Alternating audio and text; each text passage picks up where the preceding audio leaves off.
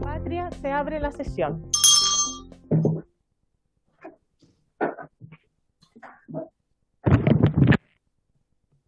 El acta de la sesión quinta se da por aprobada por no haber sido objeto de observaciones. El acta de la sesión sexta queda a disposición de la comisión. El señor secretario dará lectura a la cuenta. Muchas gracias, señora presidenta. Buenas tardes, señoras y señores diputados. La comisión ha recibido un oficio de la Defensoría de la Niñez en el cual remite un informe sobre promoción de la inclusión y participación efectiva de los niños, niñas y adolescentes con discapacidad. En ella se hacen recomendaciones con enfoque de derechos de la niñez y adolescencia para el periodo presidencial 2022-2026, dando con ello respuesta a los oficios 9 y 10 de esta comisión.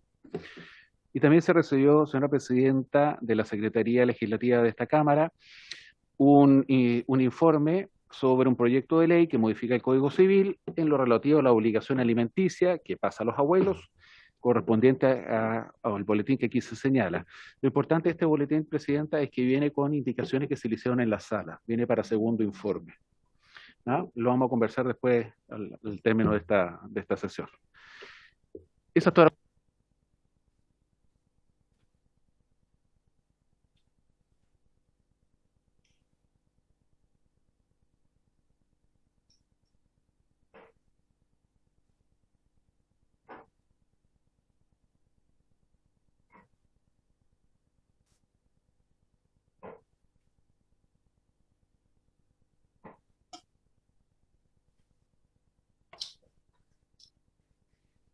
Gracias, señor secretario. Ruego a los señores diputados y diputadas adoptar acuerdos sobre los documentos de la cuenta.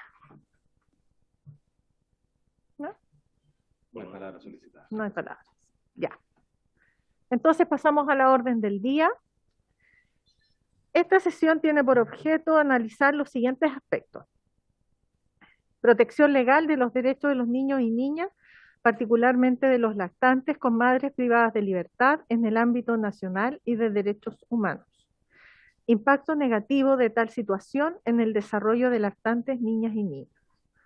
Opinión sobre el programa de residencias transitorias y falencias detectadas en la actual legislación en cuanto a la protección de sus derechos e integridad.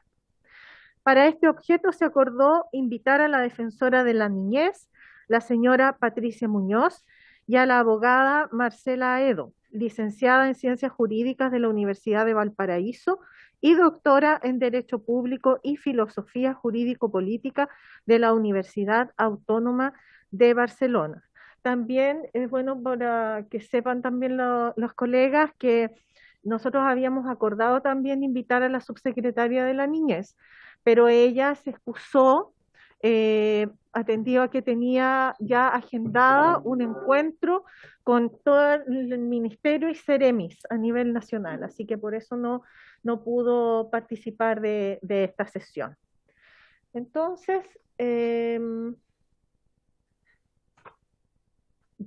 llegó la señora Patricia Muñoz, sí, también.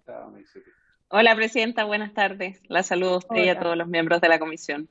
Bueno, y ahora formalmente también saludo a la señora Marcela Aedo.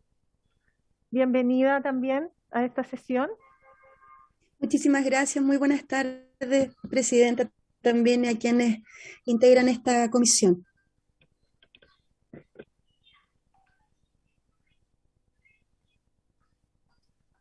Entonces ahora vamos a comenzar con las presentaciones. Invitando y dándole la palabra en primer lugar a la defensora de la niñez, a la señora Patricia Muñoz. Muchas gracias, señora presidenta. Solicitaría autorización para poder compartir pantalla, por favor. La tiene. Sí, ya está autorizada, señora Patricia. Muchas gracias.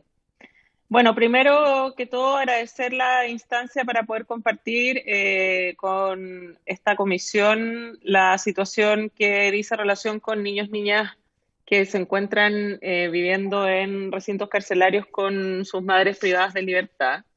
Nos alegra como Defensoría de la Niñez que este sea un tema que para la Comisión resulta de interés, habida cuenta de las necesidades de realizar modificaciones sistémicas, ¿no es cierto?, que redunden en una consideración efectiva del interés superior de esos niños y niñas.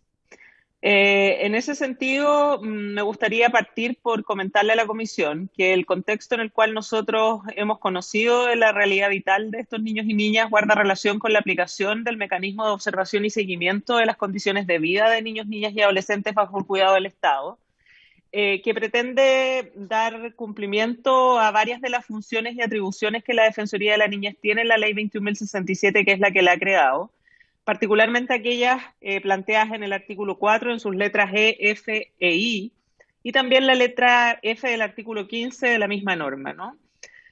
En ese contexto, lo que nosotros hacemos es visitar recintos donde niños, niñas y adolescentes se encuentran privados de libertad, en un sentido amplio de esa expresión, por supuesto, y no en lo que tenga que ver necesariamente con la privación de libertad por decisión jurisdiccional en el ámbito de justicia juvenil. Y cuando hacemos estas visitas, lo que hacemos es requerir antecedentes o informes a los distintos órganos responsables de la protección y el cuidado de esos niños que se encuentran en esa situación de protección, particularmente cuando hemos conocido o evidenciado situaciones de vulneración de derechos. Las visitas dicen relación entonces con poder observar las condiciones de vida de los niños, no solo desde la perspectiva estructural de aquellos lugares donde estos se encuentran, sino que también este mecanismo de observación y seguimiento prioriza de manera muy significativa la interacción directa con los niños, niñas y adolescentes que se encuentran privados de libertad o más bien bajo el cuidado del Estado en alguna de estas estructuras, de manera tal de recabar directamente de ellos y ellas a través de sus voces y opiniones cuál es la situación que están enfrentando. A propósito de eso, emitimos recomendaciones y peticiones a las residencias, como también a los órganos responsables del control de estas, de manera tal de que se puedan ejecutar aquellos cambios que se requieren para la protección y aseguramiento del ejercicio efectivo de los derechos de estos niños y niñas, y hacemos seguimiento del cumplimiento de aquellas recomendaciones o no. Y adicionalmente tenemos en ese sentido la obligación de rendir cuenta pública acerca de este ámbito vinculado al mecanismo de observación, que es lo que rendimos en nuestros informes anuales que me imagino son conocidos por quienes integran esta comisión. En relación con la situación específica de niños y niñas que viven con sus madres privadas de libertad, el año 2020 nosotros participamos, a propósito de la invitación de la entonces subsecretaria de Derechos Humanos, Lorena Recabarren, en una mesa técnica que pretendió abordar, de hecho, de manera muy específica cuál era la situación que estos niños y niñas enfrentaban al convivir en recintos penitenciarios con sus madres o la situación de estas mujeres que se encontraban embarazadas y que por lo tanto luego aquello iba a implicar la permanencia con el nacido o nacida en esos lugares. Esta mesa derivó en una serie de recomendaciones de todas las instituciones que participamos en esta invitación, algunas de las cuales se han podido realizar en estos años que han transcurrido desde su convocatoria y otras, como veremos más adelante, que siguen pendientes. En paralelo, como Defensoría de la Niñez, con la finalidad de poder desarrollar un capítulo específico de nuestro informe anual que aborde la situación de estos niños y niñas, realizamos entrevistas con mujeres que se encontraban con hijos en el Centro Penitenciario Femenino de San Joaquín. Y obviamente, si es que ustedes han revisado ese capítulo del informe anual, pueden directamente a través de las voces de estas mujeres darse cuenta del impacto que tiene en el desarrollo vital de los niños el convivir en un espacio carcelario y poder intentar desarrollarse en ese contexto. Y a propósito también de ciertas intervenciones que hemos tenido en la macrozona norte, tuvimos contacto con una mujer privada de libertad que nos permitió darnos cuenta de la falta de procesos y de gestiones entre las instituciones responsables para poder verificar cuáles eran las condiciones en que los niños y niñas estaban viviendo con sus madres en cárceles, situación que derivó en algunas recomendaciones específicas y peticiones específicas para poder abordar la situación en concreto de esa mujer, pero también de los demás niños que se encontraban en esa condición. Finalmente, el año 2022 hemos realizado las 5 primeras visitas y 2 de ellas dicen relación con el seguimiento a residencias de protección para lactantes y escolares, donde también se produce ahí una revisión de la situación vital de los niños y niñas más pequeñas. Y, por supuesto, de manera constante estamos requiriendo información a los órganos responsables acerca del devenir y el cuidado de este grupo de niños y niñas. Cuando hablamos de quienes se encuentran viviendo con sus madres privadas de libertad, no podemos sino enfatizar los impactos que en el desarrollo de estos niños y niñas tiene esa situación, ¿no?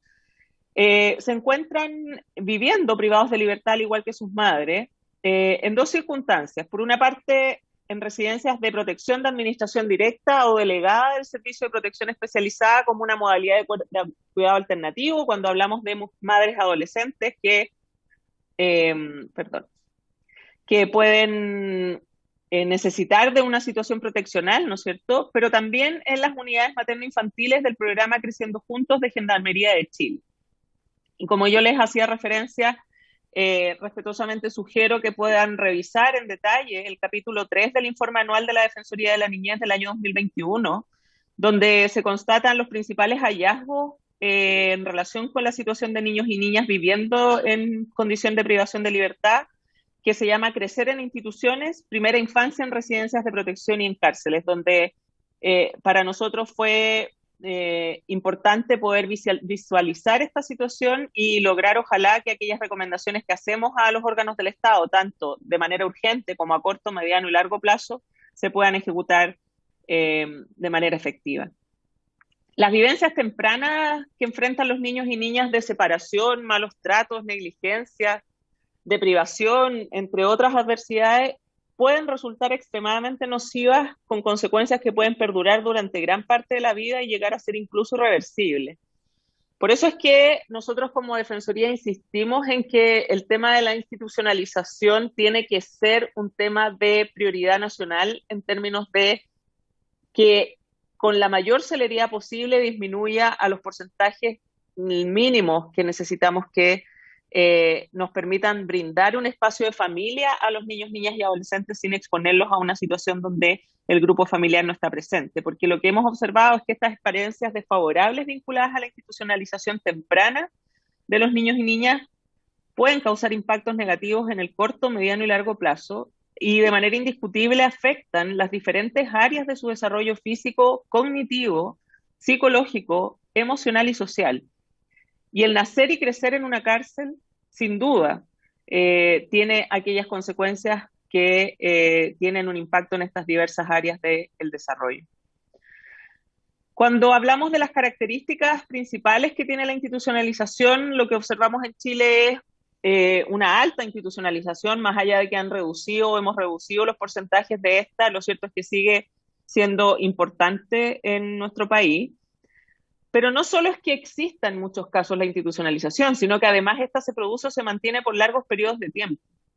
Lo que impacta en términos de la masividad del cuidado, en lo que hemos observado con orientaciones técnicas deficientes y no actualizadas de los proyectos que intervienen, con espacios inadecuados en términos de calidad, seguridad y adaptación al rango etario, con falta de vínculos continuos y estables y de cuidados personalizados, con una separación y un desarraigo del entorno familiar, social y comunitario de pertenencia, una despersonalización y privación de la propia historia e identidad, una insuficiente o inadecuada estimulación integral y una experiencia directa e indirecta de situaciones de violencia física, psicológica y o sexual, con las precarias condiciones laborales también del personal que está a su cuidado. Y en ese sentido, lo que observamos de manera específica en las unidades materno-infantiles de cárceles es que se produce de manera evidente y como resulta obvio, ¿no es cierto?, un contacto permanente de esos niños y niñas con el sistema penal y las dificultades que se derivan del parto y de la crianza en prisión. Un drástico egreso y una separación muy compleja de los niños y niñas de sus madres cuando cumplen los 2 años, porque a los 2 años deben salir del recinto penitenciario y por lo tanto se produce ahí la separación con sus mamás. Una inadecuada planificación e instalación de las unidades materno-infantiles, básicamente obrando sobre la habilitación de unidades ante contingencia sin el cumplimiento de estándares mínimos que aseguren el ejercicio de los derechos a esos niños y niñas. Falta de servicios disponibles y de acceso a las prestaciones necesarias, sala cuna, atención especializada de salud, entre otras, ¿no es cierto? Falta un enfoque de género y de derechos de la niñez en la determinación de medidas y sanciones penales que se imponen a las mujeres, tanto a nivel judicial como a nivel administrativo en relación con estas materias. Y en lo que dice relación con las residencias de protección, donde también hay mamás adolescentes que están sujetas a la institucionalización por una medida de protección a su respecto y que están viviendo en esos lugares con sus hijos, lo que observamos son las características a las que he hecho referencia precedentemente, pero también una insuficiente cantidad de cuidadores y profesionales de intervención psicosocial respecto de la cantidad de niños y niñas por cuidador, y un sistema exigente y variado de turnos que implica una alta rotación de los cuidadores con las dificultades que eso representa desde el punto de vista del cuidado. Como yo les comentaba, en relación con un programa que también era una consulta de la Comisión de las Residencias Transitorias, es importante tener presente que este programa se ejecutó entre los años 2005 y 2016. En un principio estaba a cargo del Servicio Nacional de Menores y luego se traspasó su abordaje a Gendarmería de Chile. Pero en el año 2017 se crea el programa Creciendo Juntos, a cargo de Gendarmería de Chile. Y esto implicó el reemplazo de aquellas residencias transitorias y por lo tanto el sistema que hoy día sigue vigente es el programa Creciendo Juntos de Gendarmería de Chile. Yo les comentaba que en el contexto del trabajo que lideró la entonces subsecretaria de Derechos Humanos, Lorena Recabarren, y el ministro de Justicia y Derechos Humanos, Hernán Larraín, entre el año 2019 y 2020, como Defensoría de la Niñez, fuimos invitados a participar de esta mesa técnica, que concluyó con 27 medidas para poder hacer cambios desde el punto de vista administrativo e institucional en orden a asegurar el ejercicio de los derechos de niños y niñas que se encontraban viviendo con sus madres privadas de libertad o en contextos de institucionalización. De esas 27 medidas, hay solo implementadas a la fecha el reconocimiento formal de los niños y niñas como sujetos de atención de salud en los establecimientos penitenciarios, que era una brecha muy relevante, y la priorización de estos niños y niñas en jardines de la Junji. Pero se encuentran las demás no implementadas y ahí relevamos algunas de estas que se encuentran aún pendientes. Por una parte, la promoción y el fortalecimiento de la capacitación a funcionarios y funcionarias de Gendarmería en derechos humanos en primera infancia y en enfoque de género. La elaboración de un protocolo de coordinación entre el programa Creciendo Juntos y el programa Mi Abogado, que permite, por cierto, una interacción permanente en relación a las necesidades de los niños y el ejercicio de las curadurías y representaciones especializadas de los niños y niñas que están en esta situación. La elaboración de un protocolo para resguardar los derechos de las mujeres embarazadas privadas de libertad. La realización por parte del Ministerio de Salud de un diagnóstico de la situación de salud e instalación de mecanismos regionales de control técnico para el desarrollo de documentos regulatorios como protocolos, planes o medidas específicas para abordar esta situación. Y el fortalecimiento del programa Abriendo Caminos con la creación de un piloto para abordar específicamente la situación de aquellos niños y niñas que egresan de las unidades materno e infantiles a los 2 años sin que exista un soporte en su salida que aborde la situación del desapego que se produce indefectiblemente de su mamá, pero también del entorno familiar que debe recibir a ese niño. Relevamos estas medidas dentro de las no implementadas y agradecemos obviamente que desde esta comisión se puedan requerir los antecedentes del caso a los órganos de la Administración del Estado que comprometieron en el contexto de esta mesa técnica los cambios necesarios para poder avanzar. También tenemos ciertas brechas legislativas y es por eso que me imagino quienes integran esta comisión saben que se encuentra en tramitación la ley Sayén, que dice relación con la necesidad de poder abordar este tema con perspectiva de la obligación que tenemos como Estado de tener como consideración primordial el interés superior de estos niños y niñas. Y eso involucra que en el proceso de decisión de una sanción o una medida cautelar o una medida que involucra la privación de libertad, precisamente también se considere la circunstancia de un niño o niña relacionado con aquella persona respecto de quién estamos tomando esa decisión. En ese sentido, hay una propuesta de modificación del artículo 140 del Código Procesal Penal relacionado con la medida cautelar de prisión preventiva, particularmente vinculado a la necesidad de que se evalúe en esa definición la consideración de que él o la imputada tenga a su cargo la crianza de uno o más niños, niñas y adolescentes, y particularmente la crianza de un niño menor de 3 años.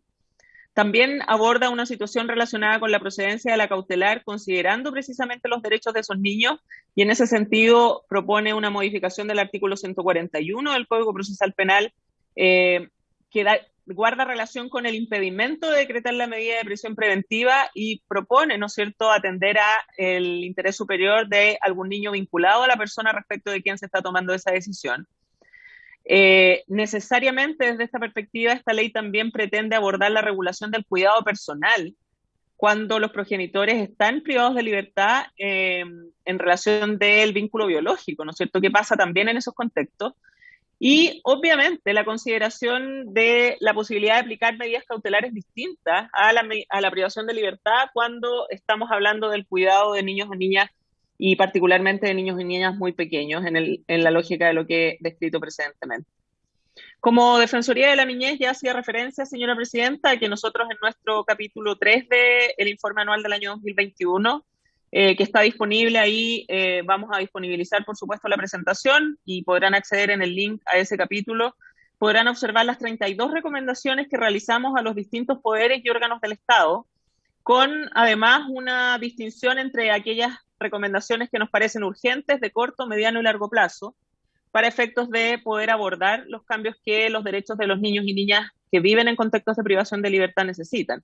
En ese sentido, hay 8 recomendaciones al Servicio de Protección Especializada, 7 al Ministerio de Justicia y Derechos Humanos, 6 al Poder Judicial a través de su Corte Suprema, 3 al Ministerio de Desarrollo Social y Familia, 1 a tribunales de familia específico, al Servicio Nacional de Menores, a la Academia Judicial, a Gendarmería de Chile, al Programa Mi Abogado, a Cortes de Apelaciones en situaciones específicas y al Poder Legislativo.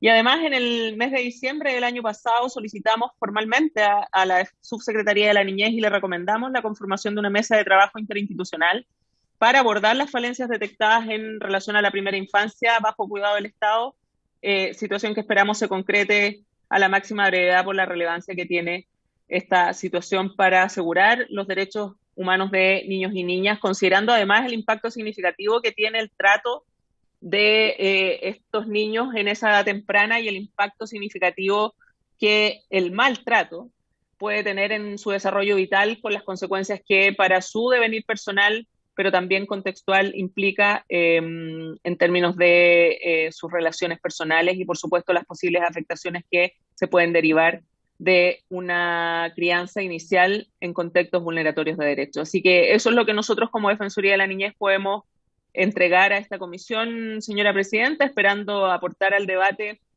que en este Congreso se da. Desde ya indico que vamos a remitir la presentación y, por supuesto, vuelvo respetuosamente a sugerir la revisión en detalle del capítulo 3 de nuestro informe anual del año 2021, donde podrán encontrar específicamente las recomendaciones formuladas a cada uno de los poderes y órganos del Estado. Muchas gracias. Muchas gracias, señora Patricia.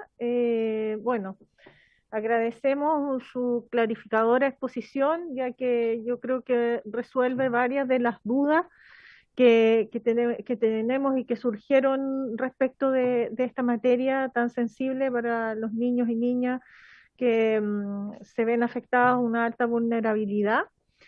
Dejo abierta la palabra a los señores diputados y diputadas para las consultas que necesiten realizar. Diputada Romero. Muchas gracias, presidenta. Con su intermedio saludar, por supuesto, a la señora Patricia y a quienes también están a través del Zoom y a los diputados presentes. Solo para darle contexto y contarle a la defensora de la niñez que en una visita a la cárcel de Rancagua, en lo particular, en mi distrito, decidimos conocer, ¿no es cierto?, esta área de los lactantes, y si bien fue muy completa la presentación, usted me va corrigiendo, Patricia, si es que ya respondió las preguntas que le voy a realizar. Pero entiendo que hay un diagnóstico, ¿no es cierto? Pero solo para aclarar, ¿el cuidado de estos niños recae en sus madres, en un familiar o en el centro estatal o privado o concesionado? Si existe un orden de prelación respecto a eso, y también saber, ¿no es cierto?, cuáles son las garantías que dan las residencias transitorias y si no se repite la historia, ¿no es cierto?, del Sename en estas residencias.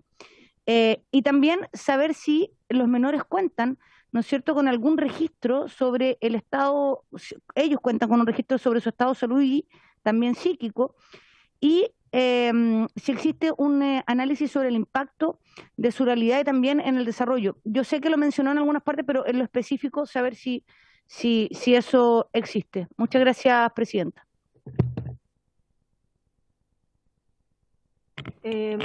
¿Alguna otra consulta? ¿Aporte? Señora Patricia, entonces le doy la palabra para poder responder las consultas de la diputada. Sí, muchas gracias, señora presidenta, por su intermedio. Saludo, por supuesto, a la diputada y agradezco sus consultas y también su visita al recinto penitenciario. Yo creo que es bien relevante que todos podamos conocer las cárceles. Quizás eso cambiaría muchísimo nuestra perspectiva en relación a lo que enfrentan las personas que se encuentran privadas de libertad y, por supuesto, las consecuencias que eso puede tener en nuestro desarrollo social. En relación a las consultas, estos niños están a cargo de sus madres directamente, ¿no? No es que estén a cargo de la institucionalidad propiamente tal. Lo que ocurre es que el contexto de privación de libertad demanda de parte del Estado, específicamente en este caso de Gendarmería de Chile, la aplicación de aquellas medidas que permitan que esa crianza no implique la prisionalización del niño, ¿no?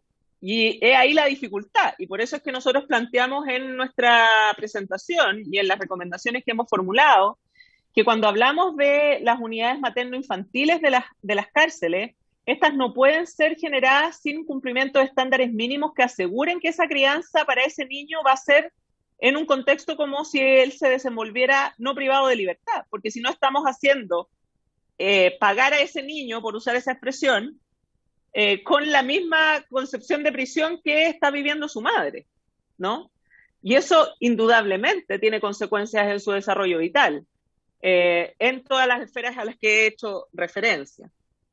Por lo tanto, pongo algunos ejemplos, diputada, que quizás me permitan también graficar y profundizar en relación con su consulta. ¿Qué pasa cuando la mamá se porta mal, por ejemplo, y comete algún tipo de infracción administrativa al interior del penal? Se toman decisiones administrativas que involucran sanciones administrativas que tienen consecuencias en relación a ese niño que está viviendo con la mamá, porque evidentemente ese niño no va a ser separado al interior de la cárcel de su madre, pero sí va a enfrentar las consecuencias de alguna decisión administrativa que a su respecto tome. Por eso es que para nosotros es tan relevante que este tema se aborde con la profundidad y el rigor que amerita, y que se tomen decisiones públicas que impacten en que estos niños y niñas no sufran la prisionalización porque no tienen por qué sufrirla como consecuencia de un actuar delictivo de sus mamás. Y porque tampoco pueden ser separados de sus madres, porque son guaguas. O sea, hasta los 2 años son guaguas. Esa es la realidad. Y de hecho, otro de los aspectos a los que he hecho referencia tiene que ver con esta separación abrupta que se produce a los 2 años, donde ese niño también tiene que salir de la esfera de cuidado de su madre, pero sin un trabajo contextual que permita hacer un tránsito entre la salida desde la prisión a dónde va a llegar ese niño y cómo mantiene ese vínculo y ese apego con la mamá. Obviamente la situación es muy compleja y afecta significativamente sus derechos. En relación con la segunda pregunta, una de las recomendaciones que nosotros hicimos y uno de los compromisos a los que arribó la mesa técnica a la que he hecho referencia tiene que ver precisamente con tener un diagnóstico claro desde el punto de vista sanitario de los niños y niñas que están en esta situación. Y en ese sentido, al menos se logró que se registraran estos niños para efectos de la atención que los servicios hospitalarios deberán brindar. Pero no existe hoy día un informe que pueda responder a la pregunta de usted, diputada, por su intermedio, señora presidenta, para poder dar cuenta específicamente de la situación de cada uno de los niños que hoy día se encuentran viviendo en la cárcel con sus madres privadas de libertad. Y desde ahí es que nosotros insistimos y ojalá a propósito de esta sesión podamos lograr que aquellas recomendaciones que hemos formulado y también peticiones que hemos formulado a los distintos poderes y órganos del Estado puedan ser tomadas por esta comisión y desde su perspectiva también fiscalizadora lograr obtener respuestas concretas y medidas rápidas que aborden las necesidades que estos niños y niñas tienen. Eso podría responder esperando haber resuelto las consultas de la honorable diputada. Muchas gracias, señora Patricia. Una consulta, porque en toda la presentación, y yo sé que el contexto es referente a los hijos, hijas, niños, niñas, eh, privados de libertad, como dice usted, en este sentido amplio, o sea, que están con las madres bajo este régimen, que como dice usted, sería ideal que no se ampliara hacia los niños y niñas. Pero respecto de los niños y niñas que ya se encuentran fuera y que tienen sus padres o madres privados de libertad, ¿ha existido algún tratamiento o ustedes han realizado algún tipo de intervención respecto a estos niños y niñas? ¿Qué pasa con la relación que tienen con sus padres y madres? Ellos están fuera, los padres están privados de libertad. Em, Presidenta, obviamente este es otro factor de preocupación. Aquí me permito reconocer el trabajo de una organización que se llama En Marcha, que hace un trabajo muy importante con niños, niñas y adolescentes que son hijos o parientes de adultos significativos que se encuentran privados de libertad, precisamente procurando que en el contexto de la relación que deben mantener con sus familiares no se produzcan vulneraciones de derechos. Y la verdad es que en su momento nosotros hicimos peticiones específicas a Gendarmería de Chile porque se producían vulneraciones a los derechos de los niños, por ejemplo, en el contexto de las visitas, revisiones excesivas a su ropa, incluso a sus cuerpos, desde una perspectiva de seguridad que no era capaz de satisfacer estándares de protección de los derechos de esos niños, que evidentemente involucran que el Estado intervenga, pero de una manera que les recuerde. Y también, en relación con esto, la generación de espacios que permitan que las visitas que se producen entre los niños y sus familiares significativos que se encuentran privados de libertad sean, por supuesto, en contextos protegidos también. La verdad es que si es que el ámbito que hemos abordado en esta presentación se encuentra en una lógica que dice relación con muchas deudas, lo que tiene que ver con su pregunta se encuentra en una situación aún menos resuelta, ¿no? Recuerdo muy bien, una conversación que yo sostuve con el entonces director de Gendarmería de Chile, Cristian Albial, que tenía una muy clara disposición a lograr, por ejemplo, el establecimiento de escáneres que permitieran un control estricto de la seguridad, pero sin tener que intervenir físicamente con los niños, niñas y adolescentes, generando acciones que involucraban tocar sus cuerpos por parte de funcionarios de Gendarmería. Lamentablemente, él pidió el presupuesto para poder adquirir estos mecanismos y no le fue concedido, razón por la cual seguimos en la mayoría de los penales bajo la lógica de la revisión, que no solo expone a los niños y niñas a situaciones vulneratorias de sus derechos, sino que también expone a los funcionarios y funcionarias a situaciones que involucran eventualmente la comisión de hechos que ciertamente nadie quiere que puedan ocurrir. Entonces, el desafío es demasiado relevante y me parece que es otro foco en el que ojalá esta comisión pueda también generar los oficios necesarios para poder lograr respuestas concretas de parte de los poderes del Estado, de los órganos del Estado que son responsables de asegurar los derechos de esos niños también. Muchas gracias, señora Patricia. Yo creo que en esto estamos de acuerdo, que es importante que tomemos nota respecto de este tema, porque o sea, la situación de aquellos niños, niñas pequeñitos, que son, como dijo usted, son guaguas, bebés, de vulnerabilidad, a pesar de estar con sus madres, pero mucho también es muy crudo la situación de estos niños y niñas que además eh, de toda la vulnerabilidad que se ven afectados, más vulnerables son por el hecho de querer ir a ver y ir a compartir con sus papás y sus mamás. Así que muchas gracias, señora Patricia, por sus clarificadoras palabras. Y bueno, tendremos que hacernos cargo. Sí, dígame. Perdón. Diputado, era razón. Gracias, Presidenta.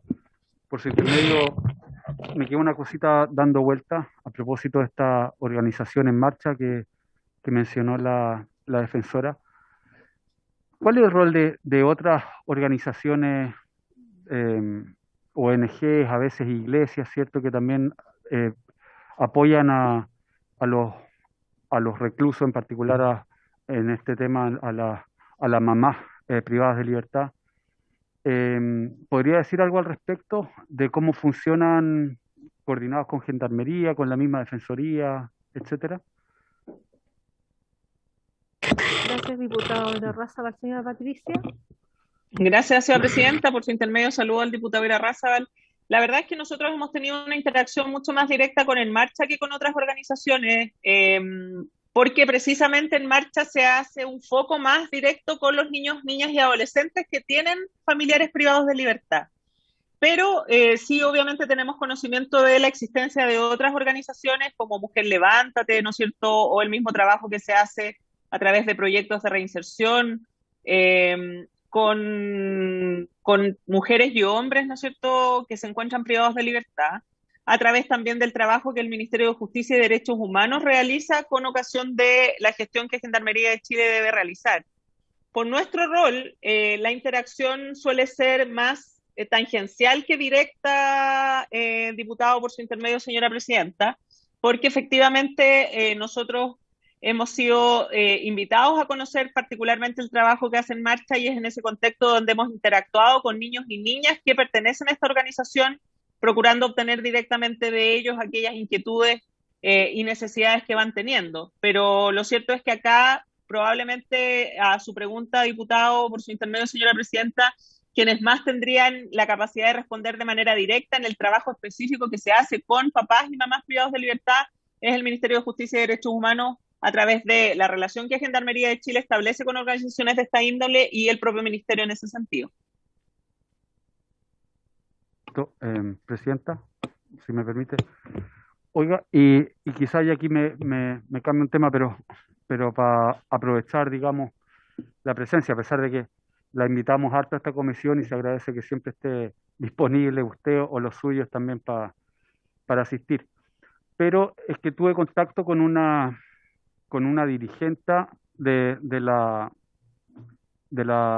¿cómo se llama?, de Mejor Niñez, dirigente, digamos, de funcionarios, de una asociación de funcionarios, y ella me contaba que los problemas propios de la implementación de un nuevo servicio, que, bueno, se ven reflejados en las necesidades de ellos como funcionarios, también se ven reflejados hoy día en particular, están afectando a los niños que ellos tienen que proteger.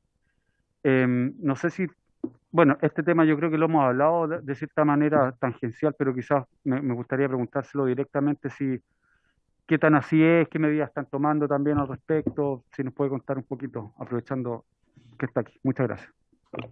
Gracias, diputado Irarrázaval. Aprovechamos el tiro de dar la palabra a la diputada Pizarro para que después darle la palabra a la señora Patricia.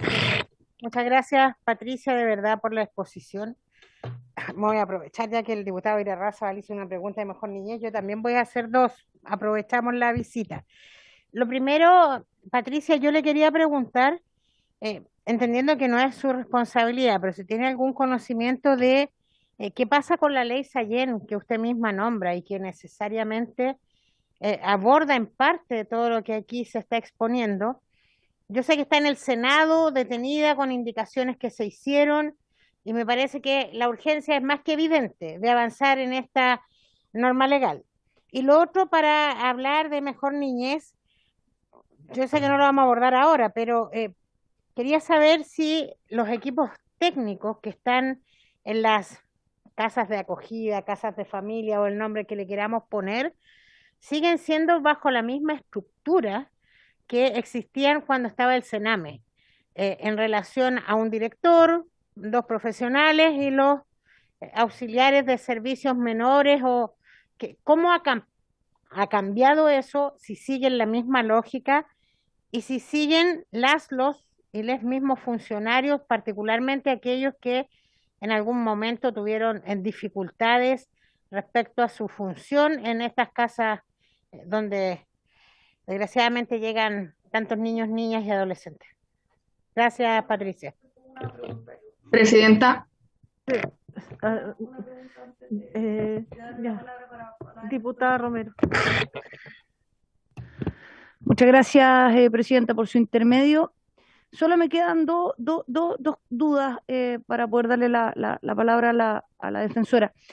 Sí, escuchando la primera pregunta que hizo el diputado, saber, de acuerdo a la respuesta que usted nos da, si hay experiencias comparadas, ¿no es cierto?, o algún tratado en esta materia que se pudieran replicar en Chile, y de acuerdo a la pregunta que hace también la diputada, saber si la ley Seyén es la única forma de solucionar estas problemáticas, dado que estando tanto tiempo detenida, ¿no es cierto?, y en la urgencia de avanzar con los menores, le pregunto a la defensora de la niñez. Muchas gracias.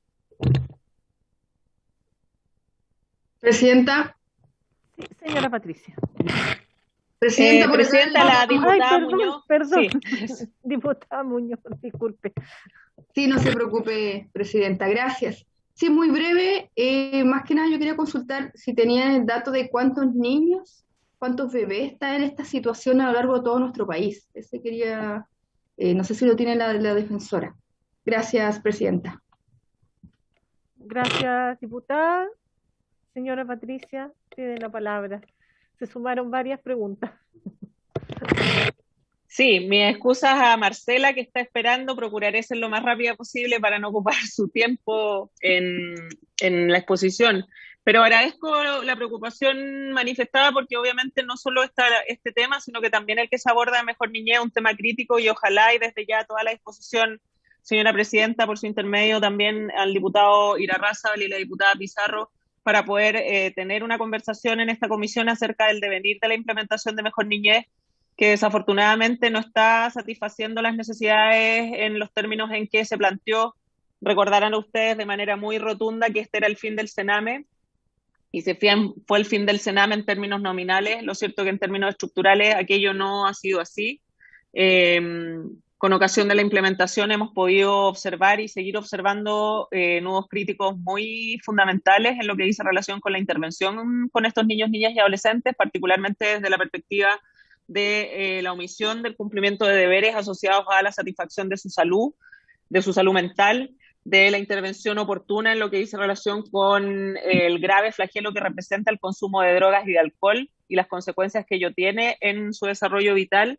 Y por lo tanto, desde ahí, plantearle, diputado Irarrázaval, diputada Pizarro, por su intermedio, señora Presidenta, que nosotros hemos ya emitido variadas recomendaciones al servicio en relación con su implementación, todas las que se encuentran, por supuesto, disponibles en nuestra página web, pero si es necesario disponibilizarlas de otra manera, quedamos obviamente abiertos a aquello, donde también en las visitas que hemos realizado con aplicación de nuestro mecanismo de observación y seguimiento hemos hecho peticiones específicas en razón de las observaciones directas que hemos realizado en residencias que incluso satisfaciendo los estándares de, por ejemplo, ser residencias familiares y por lo tanto casas más pequeñas, bonitas, instalados en algunos buenos lugares, siguen representando situaciones de vulneración para los niños.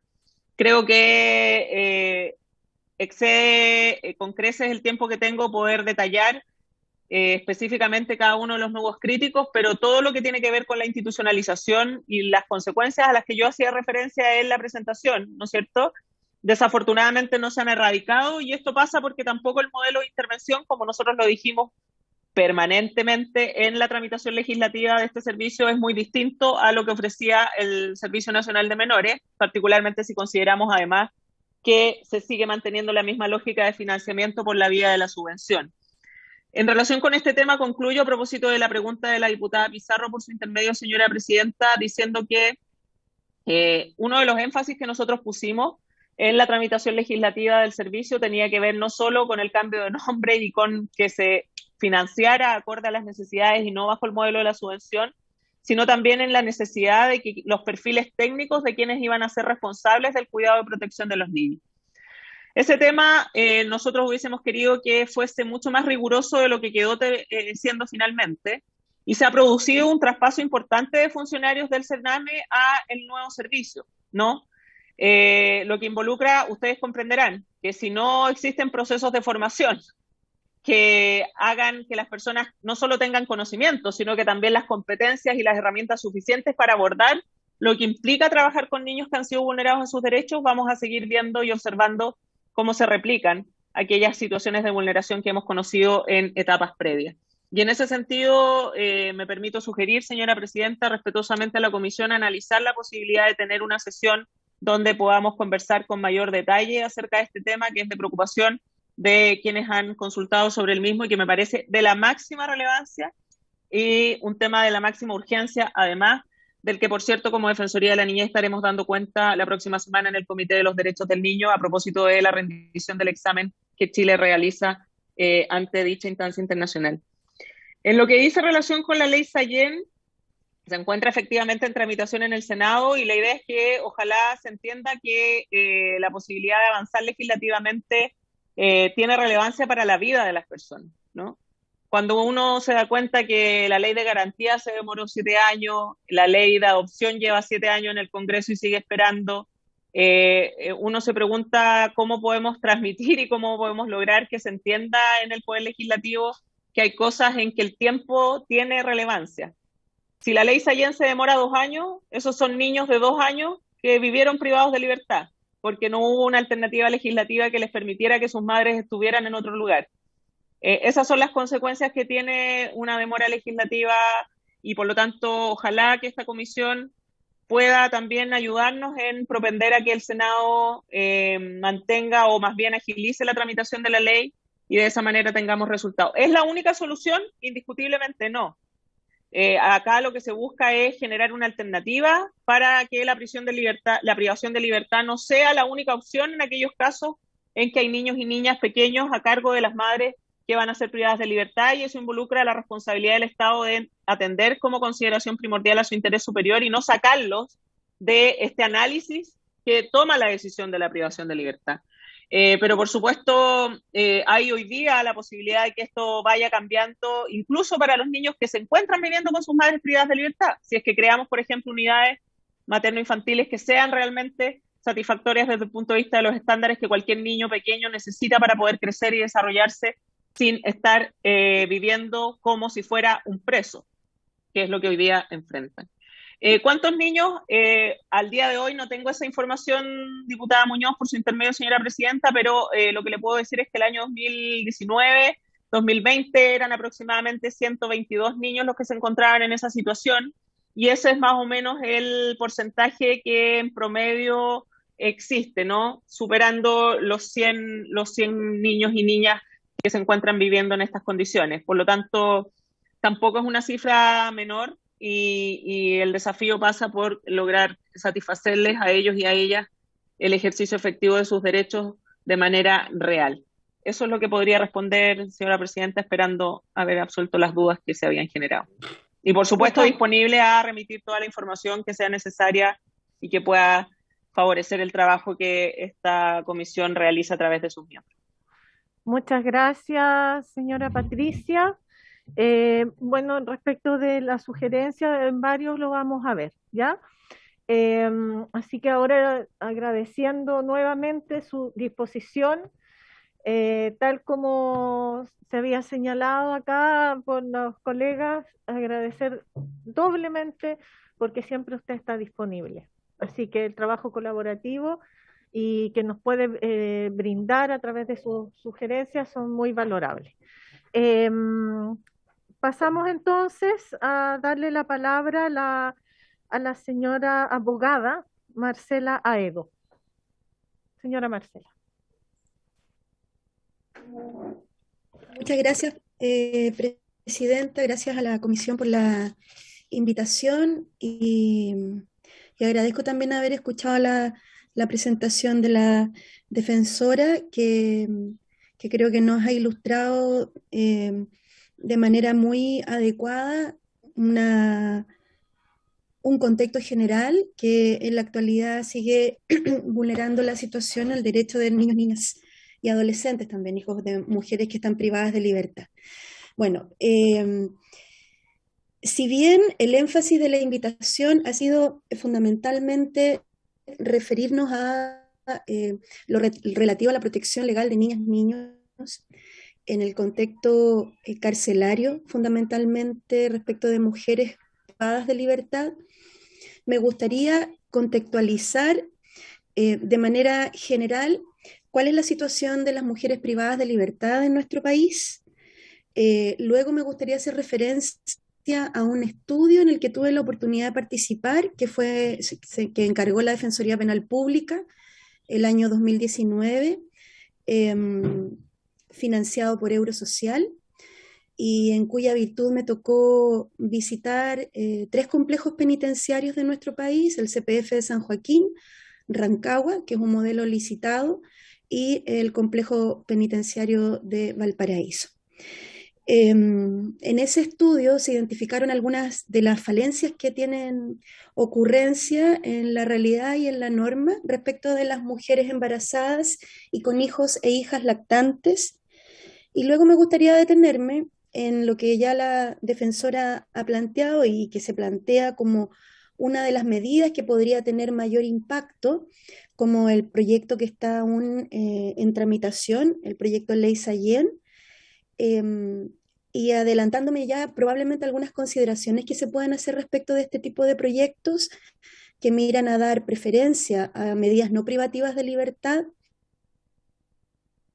y para quienes crean que puede ser una medida demasiado arriesgada quizás para algunos sistemas penales o procesales penales o sistemas penitenciarios, decirles que en la realidad un importante número de países de América Latina, más allá de otros países de Europa, pero en América Latina es una realidad en distintos contextos la existencia de normas que permiten la suspensión ya sea de la prisión preventiva o la suspensión de la pena mediando ciertas condiciones.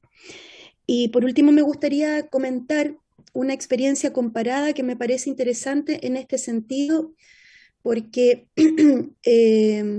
tal como ya se ha ido conversando, la situación de estas mujeres es una situación bastante precaria, y cuando estas mujeres egresan del sistema penitenciario y quedan a cargo de estos niños y niñas que probablemente no han visto durante un largo tiempo, su situación es profundamente vulnerable desde el punto de vista laboral y social.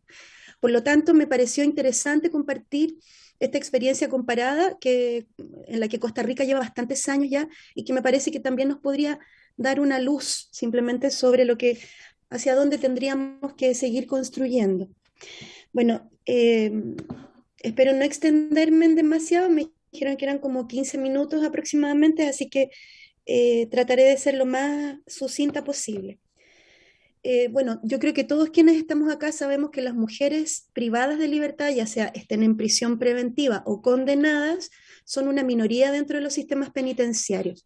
Algunos datos importantes. En la actualidad en el mundo más o menos constituyen entre un 8 y un 9% de la población privada de libertad. Chile en este sentido no es la excepción.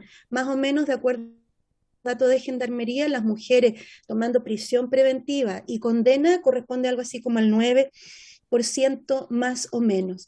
Y este porcentaje también se replica, y me gustaría que también lo tuviéramos presente en la Ley de Responsabilidad Penal Adolescente, porque también las chicas constituyen una minoría, aunque también me gustaría hacer presente que cada vez más el número de adolescentes mujeres empieza a crecer en el sistema RPA.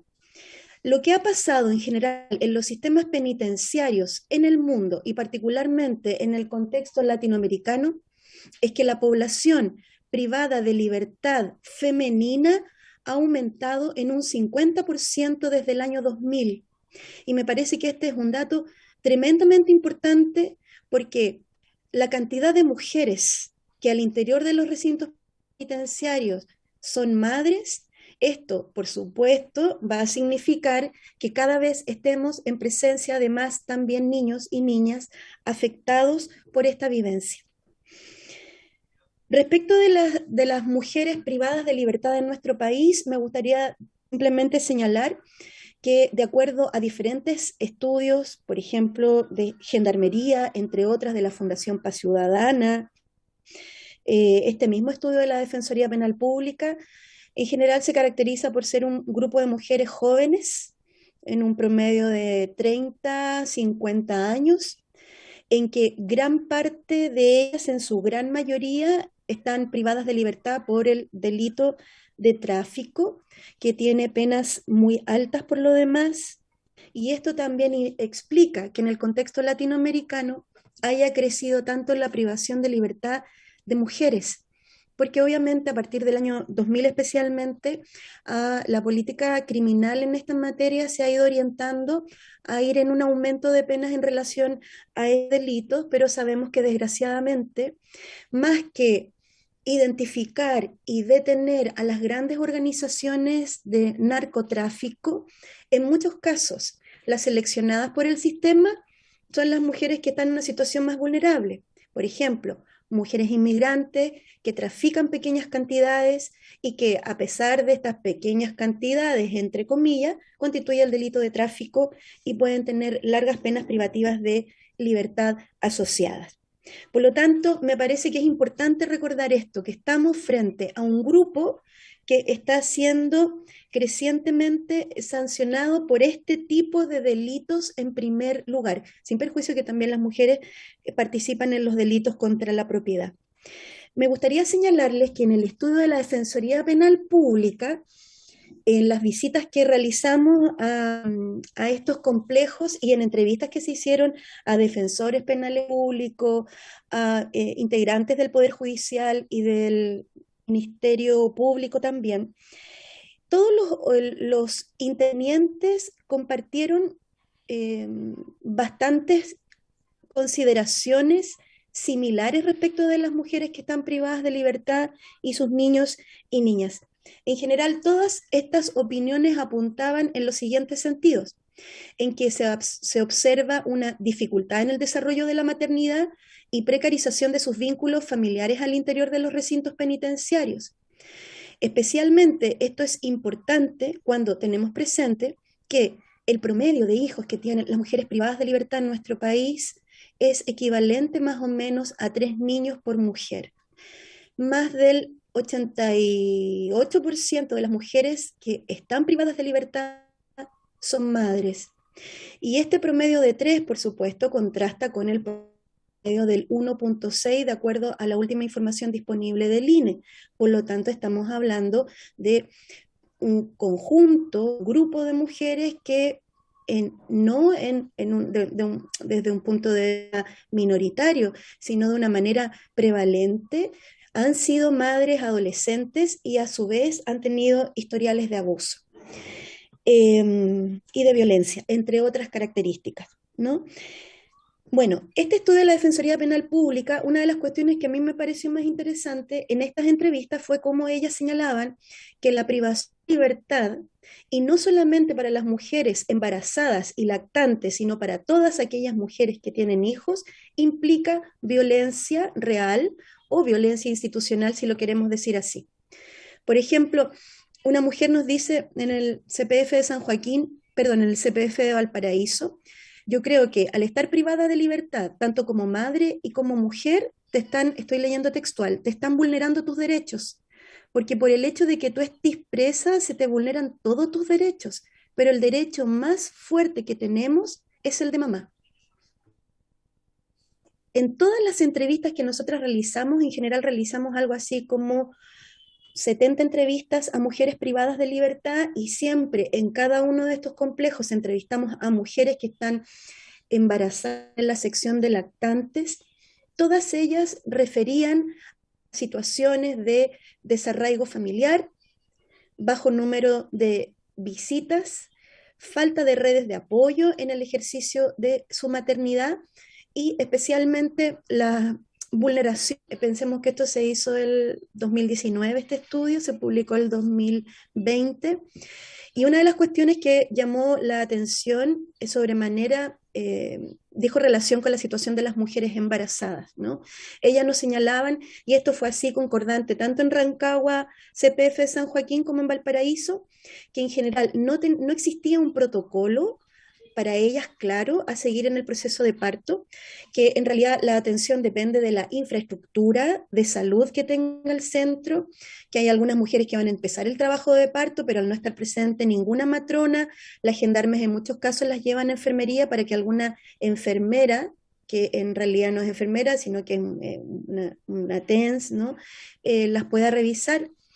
Nos comentaron, por ejemplo, el caso de una mujer que tuvo a su hijo en una toalla envuelta, y en el focus group que hicimos del CPF nos decían, para ellas la maternidad dentro de la cárcel se vivía de manera denigrante, ¿no? Esto entre comillas.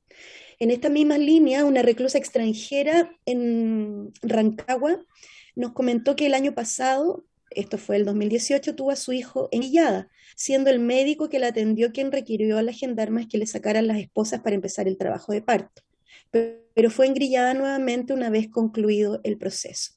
Un par de horas después, ella nos cuenta que procedió a amamantar a su hijo de manera engrillada, siendo la teniente esta vez quien solicitó le sean retirados los grilletes. Por supuesto, esto no es una situación excepcional.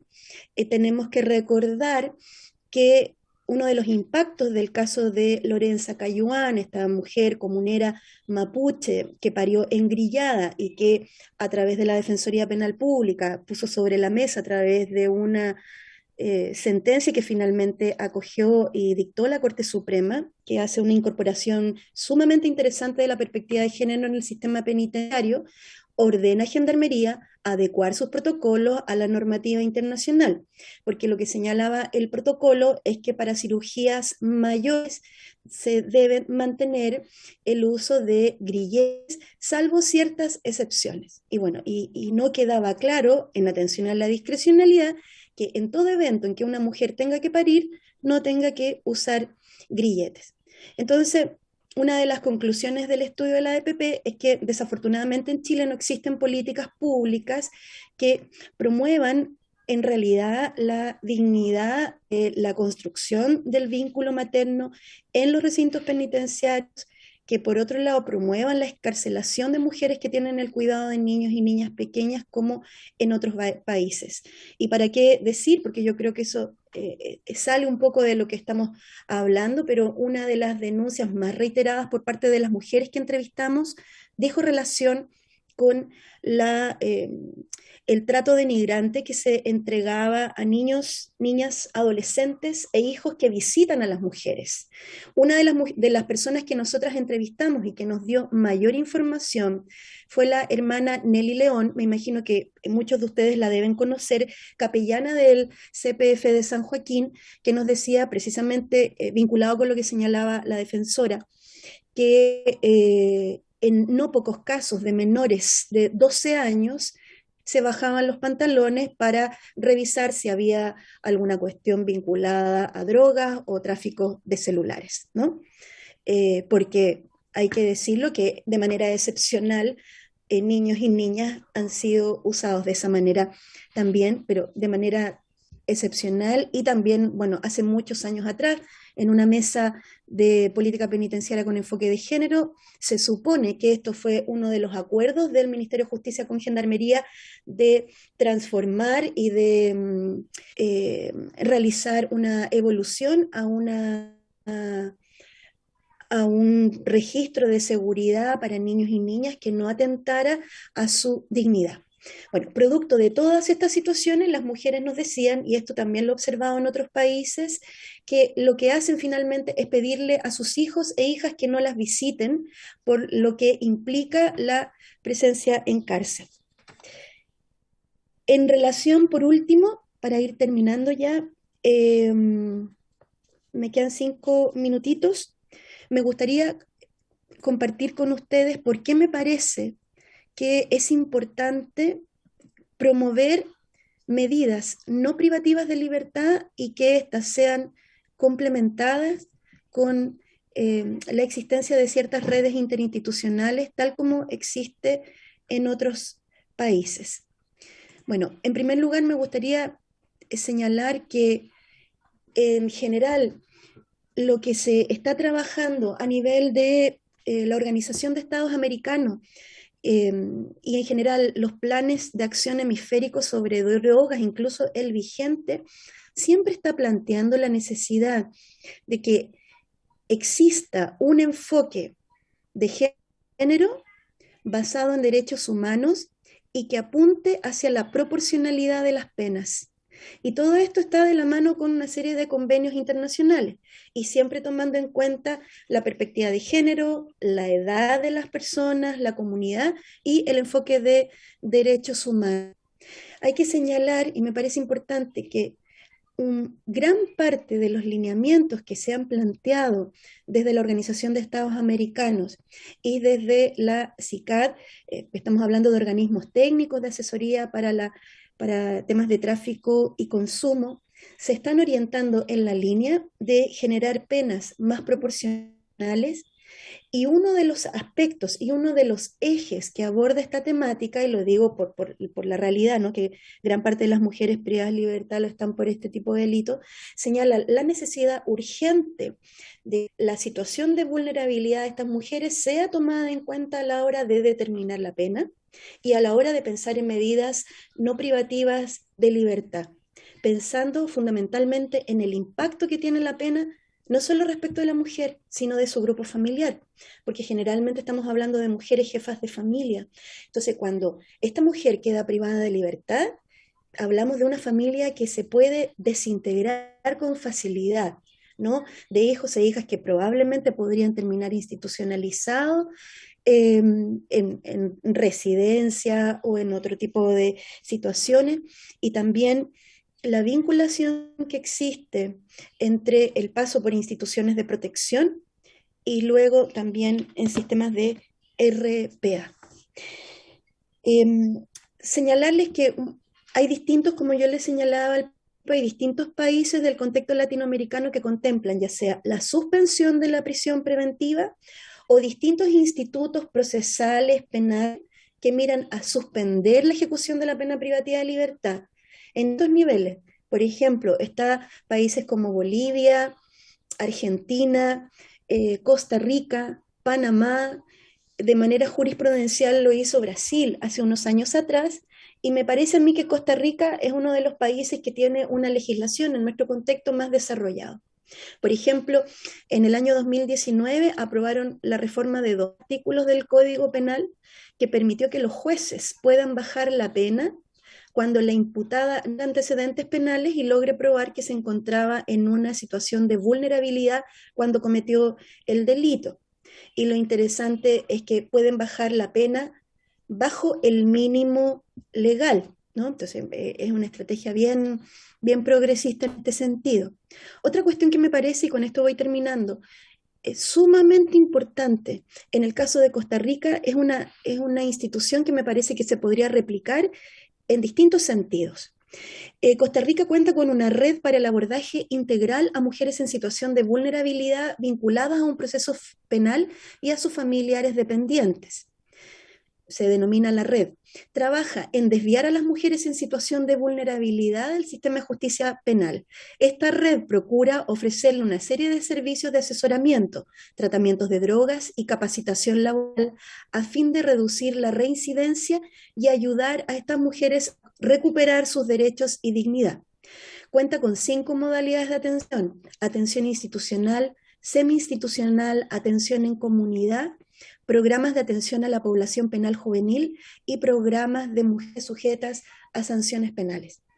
Por último, señalar que evidentemente cuando estamos hablando de esta situación, en muchos casos vamos a tener también en tensión el interés superior del niño o de la niña y también el derecho de la madre a tener y construir un vínculo sano con su hijo.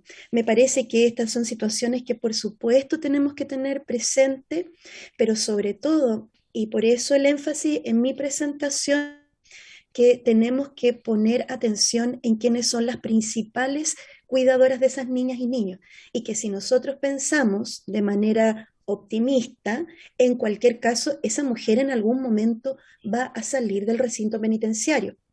Y ahora yo voy a hablar desde mi experiencia. Yo llevo aproximadamente 5 o 6 años haciendo talleres en el CPF de Valparaíso. Hemos atendido a muchísimas mujeres. La mayoría de las mujeres buscan reintegrarse a la sociedad y buscan revincularse con sus hijos e hijas. Y para eso también, por supuesto, requieren una red de apoyo. De lo contrario, también hay un impacto, y en esto hay bastantes estudios, en cuál es el impacto que le puede causar la experiencia carcelaria de un padre o una madre a un hijo o a una hija. Por lo tanto, me parece que aquí hay distintos focos respecto a los cuales tenemos que tener atención de cara a prevenir situaciones de vulnerabilidad o de criminalización futura. Muchas gracias, Presidenta.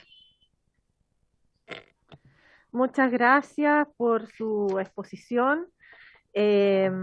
Bueno, y me alegra mucho que la exposición de la señora Patricia también sea de utilidad. Abro la palabra a los colegas para las consultas. Diputada. Muchas gracias, señora presidenta.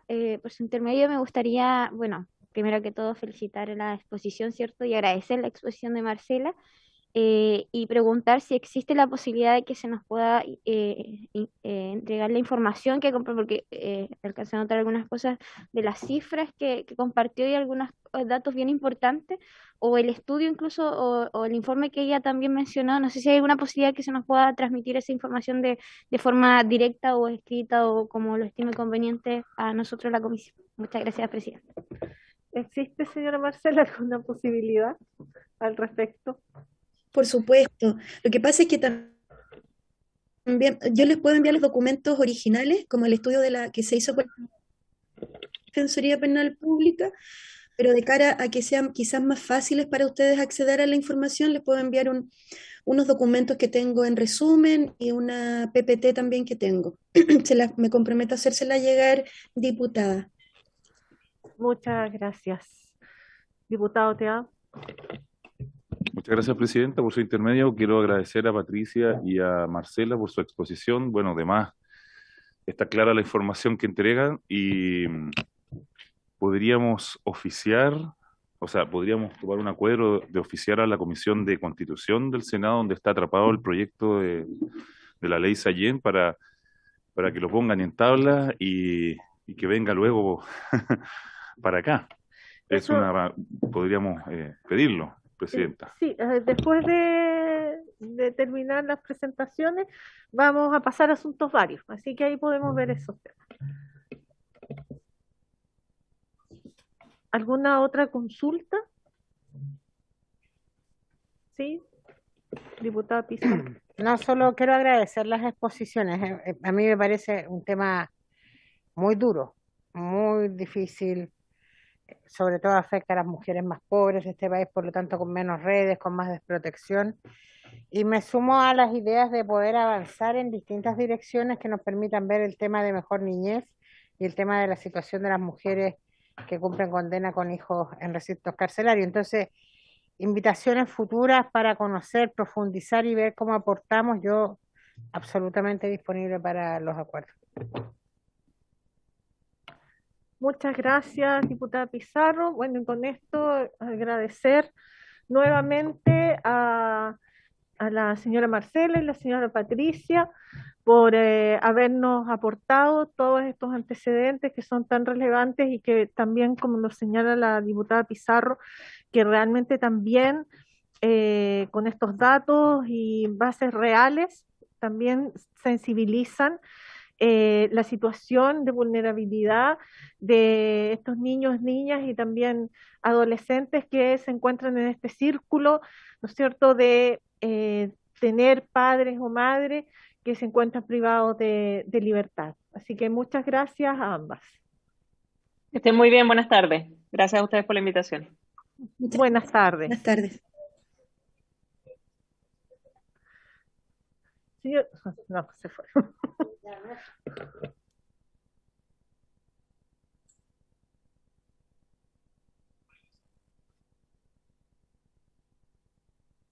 Entonces ahora vamos a pasar a asuntos varios, así que ofrezco la palabra.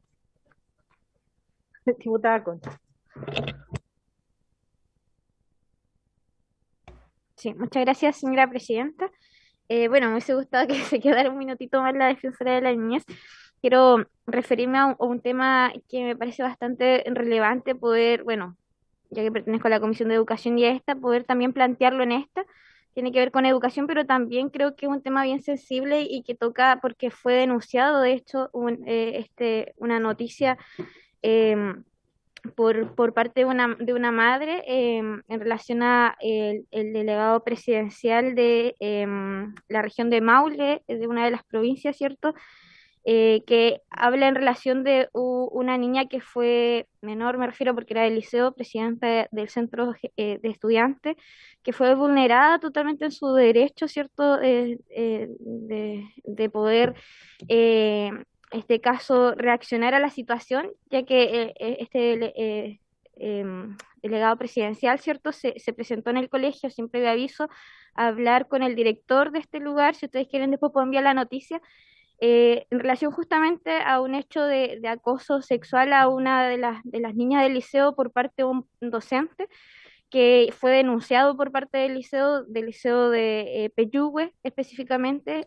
Fue denunciado este hecho a la fiscalía, ¿cierto? Se tomaron las acciones correspondientes. El docente fue sacado de su función. Mientras se sigue en curso, ¿cierto? La investigación, hubo también un sumario administrativo a este docente, entonces se tomaron hechos, pero aún así, ¿cómo lo conjugamos, ¿cierto? Es que el delegado presidencial se presentó, ¿cierto?, en el colegio a raíz del mismo caso. Después de hablar con el director, se reunió con esta niña, ¿cierto?, en una oficina en privado, y fue ahí donde sucedió la situación que este delegado iba acompañado de otra persona que no hay identidad de dónde era porque no tenía relación ni con el colegio ni con el delegado directamente, pero se le obligaba a la niña a poder, y se le hizo presión a la niña para que pudiera hacer un llamado a paro, un llamado a la comunidad educativa a hacer un paro, porque él decía de que este era un gobierno feminista y había que hacer más cosas. Eso yo lo encuentro gravísimo. La mamá de la niña hizo la denuncia al liceo, ¿cierto? A los órganos correspondientes por acoso psicológico de un adulto a una niña, que lo encuentro que tiene. Entonces yo quería preguntarle a la Defensoría, que no sé quizás si se puede oficiar, si ellos tomaron asunto en este tema y si hay medidas que ellos tomaron también en relación a esto, porque a mí me parece un caso gravísimo y que también tenía relación con la Defensoría de la Niñez, y que nosotros como comisión se pueda oficiar también si ellos tomaron asunto en este tema que lo veo bastante relevante. Eso, Presidenta, muchas gracias por...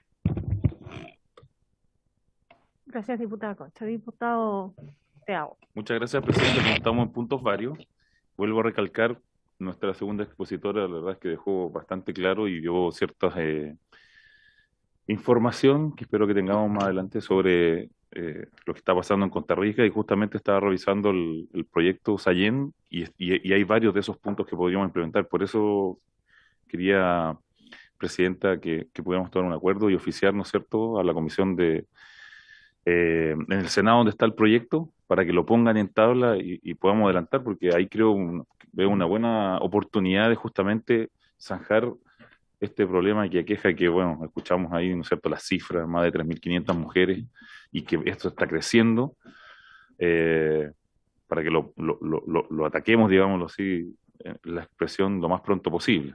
No sé si podemos llegar a un acuerdo de hacer eso. Si lo ¿Puedo hacer una consigo. sugerencia complementaria? Sí, diputada Pizarro.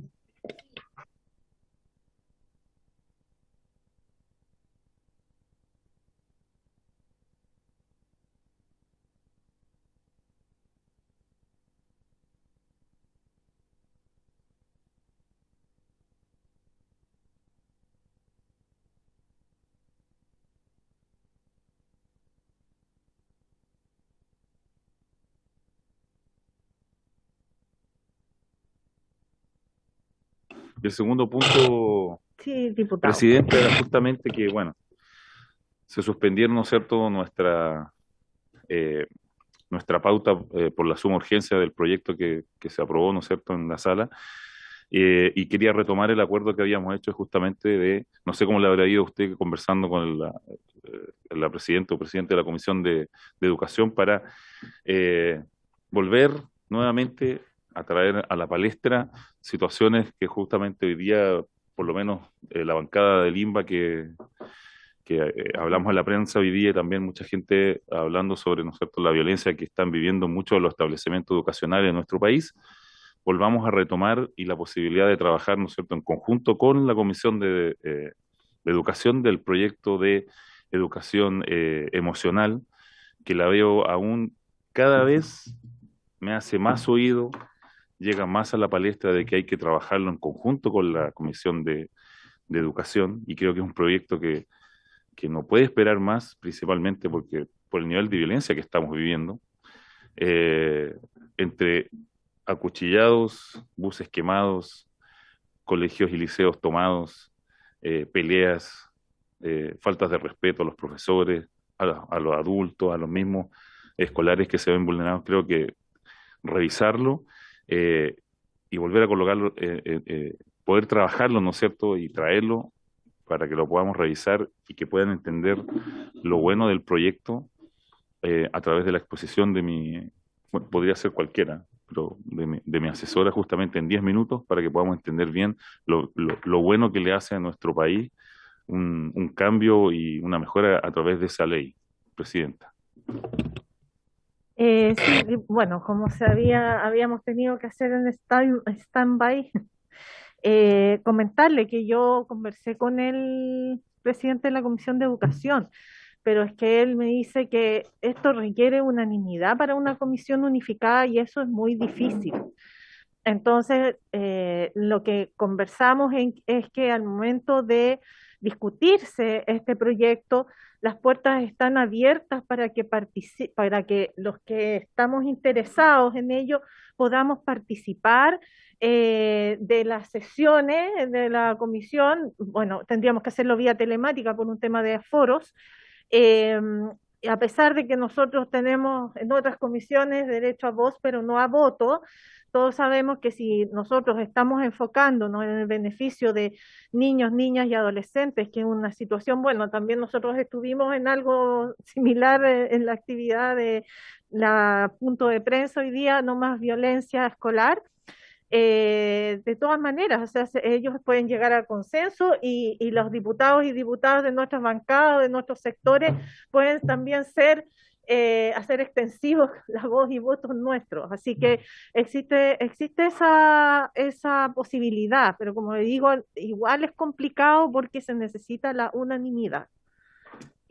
Presidente, sería una buena instancia para saber a quién no le gustaría tratar un problema que hoy día lo estamos viviendo día a día, no solamente con los alumnos y los colegios, sino que con las comunidades de apoderados, para conocer los nombres de quién se opondría a trabajar algo así. Me encantaría saberlo.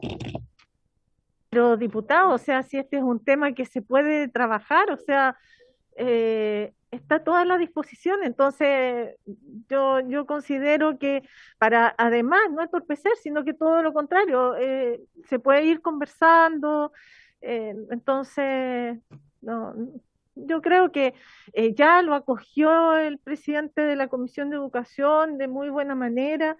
Así que yo creo que no vamos a tener inconveniente en participar, en aportar respecto de este proyecto, sobre todo, como dice usted, la situación en que nos encontramos viviendo, el contexto. Diputada Le pido la palabra, Romero.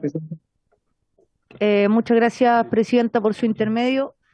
Solo manifestar algo que creo que debiéramos aclararlo, Presidenta, porque hoy día estaba citada a la comisión la subsecretaria y la defensora de la niñez, no la profesional que habló y que participó en la comisión, que en realidad yo creo que eso es un acuerdo que debiera tomar la mesa y que no se debieran cambiar, aun cuando suspenda uno de los participantes, las personas que van a presentar. Y segundo, lo planteo porque hoy día en lo particular, lo importante era hablar, ¿no es cierto?, sobre, sobre la infancia y las cárceles. Yo entiendo que la ley Sallén, porque también la estudié previamente de poder hacer esta presentación, está del año 2017 en el Senado. Estamos en el año 2022.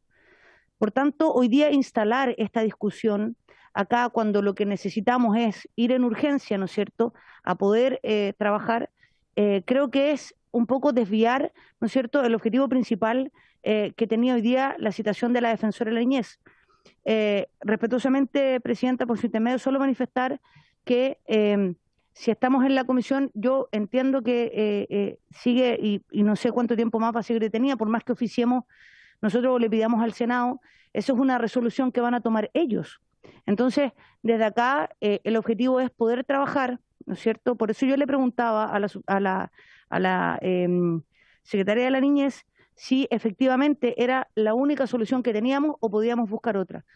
Yo creo que aquí siempre es bueno, ¿no es cierto? Si es que estamos tomando acuerdo todos, ya hemos sido flexibles en algunas oportunidades, así como lo ha pedido también el diputado Teao, ¿no es cierto?, que cuando se vaya a cambiar el invitado, que el tema que va a presentar se nos informe por lo menos antes.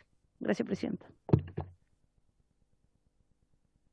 Bueno, diputada Romero, sí, mire, yo por un tema de, bueno, usted sabe que yo estoy facultada también para modificar la orden del día y no fue por un tema arbitrario tampoco, fue porque la subsecretaria de la Niñez envió por escrito sus excusas porque tenía ya programado de hace un tiempo atrás el encuentro con la ministra, los seremis de todo el país. Y nos pareció una tremenda oportunidad por contar con la disponibilidad de la profesora Marcela Edo, de podernos ilustrar también en base a sus conocimientos, experiencias y estudios, la situación que fue en materia de la presente sesión. Así que yo creo que, o sea, puedo interpretar, diputada Romero, que, o sea, la observación es no, o sea, igual agradecer, yo creo, y valorar, ¿no es cierto?, la presencia de la profesora Marcela Edo.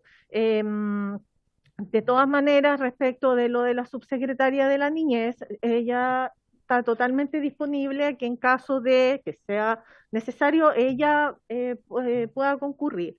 O sea, siempre está la disponibilidad de ella y bueno, y aprovecho porque ella, su intención era señalarlo ella expresamente y directamente a la comisión, pero también aprovechar de hacerle extensivos los agradecimientos que ella no, me dio en representación de ustedes, representándolo a ustedes, en relación con la tramitación rápida y la colaboración que brindamos para el proyecto de ley que establece la mayoría de edad en el matrimonio civil.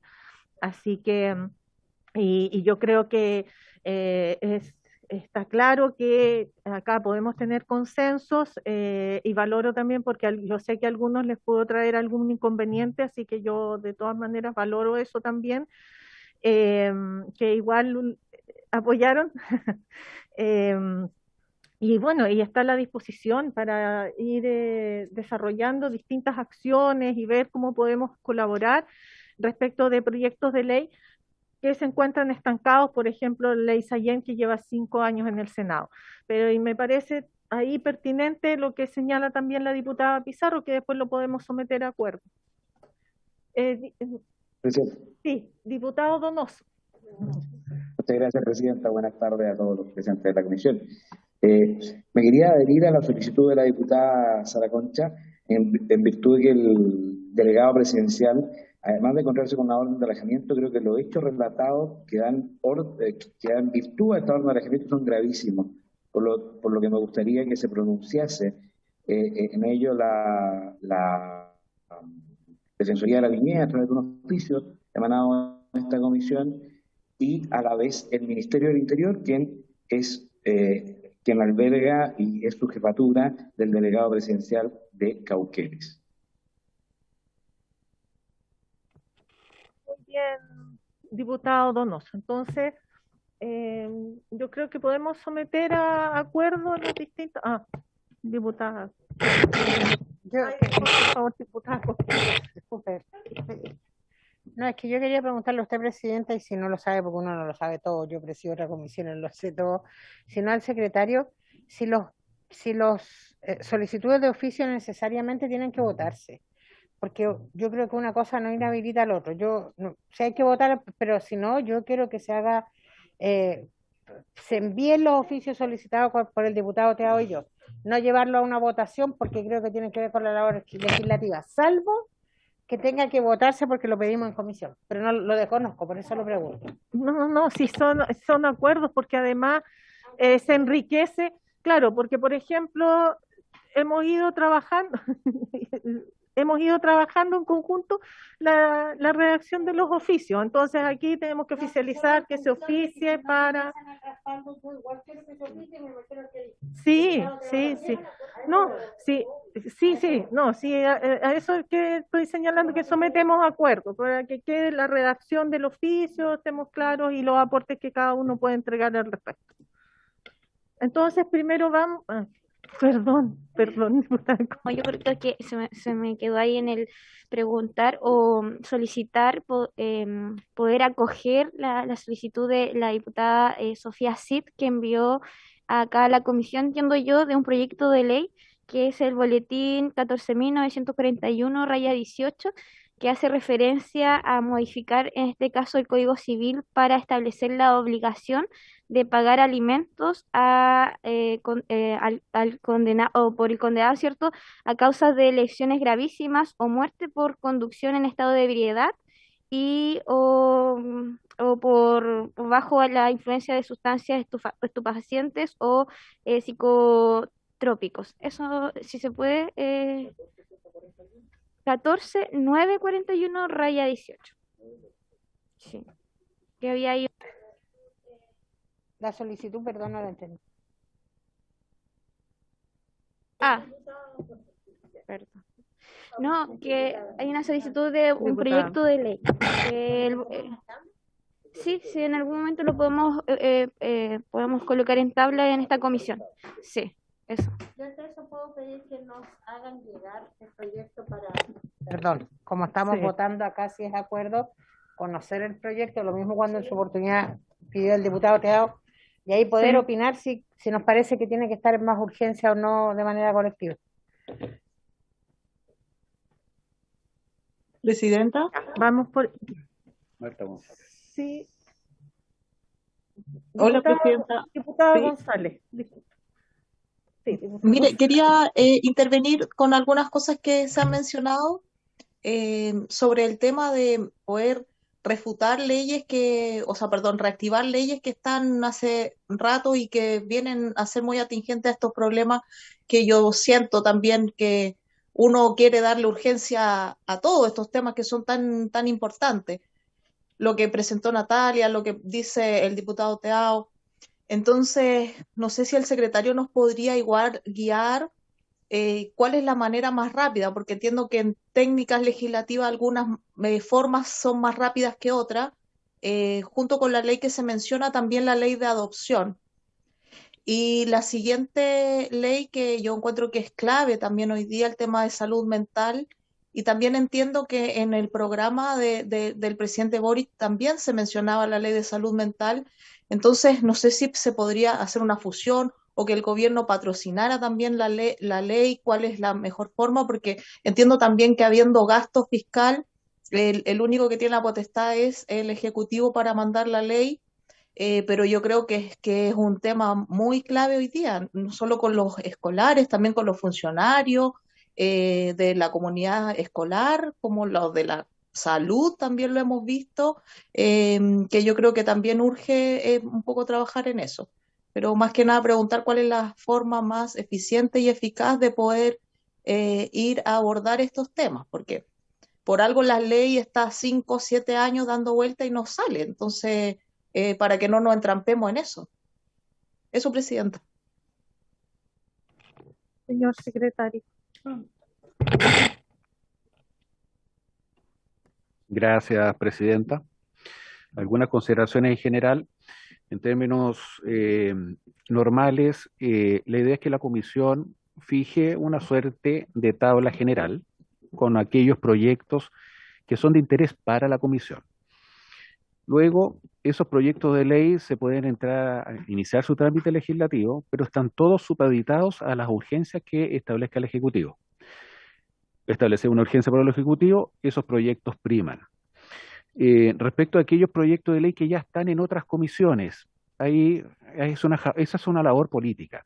Ahí la idea es que los parlamentarios que estén de acuerdo en apurarlos, en darle una mayor celeridad, se reúnan y vayan y concurran a la comisión en donde estén radicados y hablen con el presidente de la comisión. Es el presidente de turno el que tiene esa facultad, el de colocar en tabla un proyecto de interés. Y cuando no lo hace por iniciativa propia o no lo hace porque la misma comisión se lo pide, es entonces que la idea es que los parlamentarios vayan y presionen. Lo mismo en cuanto al Ejecutivo, o sea, si parlamentarios quieren que alguna iniciativa se le dé urgencia, derechamente, y está en la facultad de los parlamentarios, hablen, llamen por teléfono al ministro del ramo, con sus asesores, e incluso se tienen que ir a la moneda también. Básicamente esas son las reglas. Hay ciertas materias que por su naturaleza y por su estado de tramitación, la celeridad dice relación con trámites políticos, como el que acabo de mencionar. Ahora, que un proyecto de ley esté en una determinada comisión y que esta comisión lo quiera colocar en tabla, va a depender exclusivamente de la voluntad de la comisión de tramitarlo y, si no, del presidente de colocarlo en tabla. Y no hay otra mecánica. Por ahí escuchaba yo a algunos de ustedes que decía que efectivamente el oficiar al Senado, lo que sobra no redunda, digamos, puede servir, pero la verdad de las cosas es que yo he visto que los oficios llegan a las comisiones y se guardan en el escritorio. Otra cosa es que obtengamos una urgencia por parte del Ejecutivo, en donde ahí sí la cosa cambia y las comisiones corren. Esas son las reglas en términos generales. Aquí en la comisión, por ejemplo, y con esto termino, presidente, no es mi idea extenderme. Aquí, por ejemplo, tenemos un proyecto de ley que llegó con modificaciones que se le hizo a la sala. Es un proyecto de ley que se despachó por esta comisión, se despachó en el ejercicio parlamentario anterior. Se fue a la sala y la sala se le hizo indicaciones y volvió a esta comisión por segundo trámite. Bueno, ese proyecto de ley tiene preferencia. Mientras no exista una urgencia, ese proyecto de ley tiene preferencia para que sea visto por esta comisión. Tendrían el proyecto de ley 14.761, que en el fondo evita que se le pase la obligación de alimentos a los abuelos cuando los abuelos están en situación de vulnerabilidad. Entonces, en ese debiéramos ya colocarlo en tabla a la vuelta distrital. ¿Se fija? Ya sea que la comisión lo proponga o la presidenta no, pero yo tengo la obligación de decirle presidenta, el reglamento dice que sí. ¿Se fijan? Y así va funcionando un poco la mecánica. Eso es todo, presidenta. Muchas gracias, señor secretario. Yo creo que, como dice, lo que no abunda no daña. Yo creo que podemos hacer las dos acciones. El oficio al Senado y también un oficio al Ejecutivo y solicitar incluso una audiencia.